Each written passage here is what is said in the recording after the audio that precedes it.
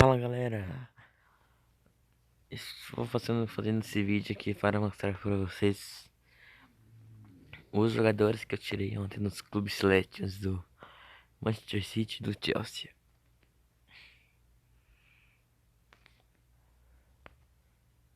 Lembrando que eu não rodei tudo os do Chelsea, eu rodei os 3 vezes do Manchester City e um do Chelsea.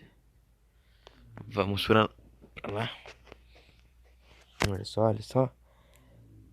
Agüero, eu tirei o Agüero ontem. Vamos ver quem do Manchester City. O Rodri. Tirei o Rodri ontem.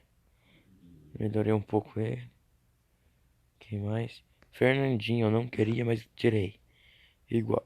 Fernandinho, zagueiro tem o Kimmich, 97. E o Rudiger, do Chelsea, o zagueirão.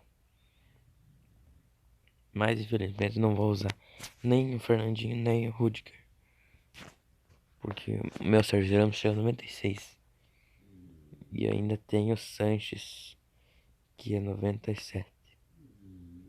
Olha aí aqui.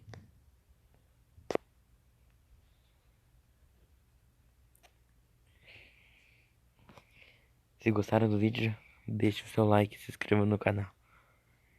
E manda a opinião de vocês. Meu time tá bom. Valeu. E deixe no comentário os quais jogadores vocês tiraram ontem.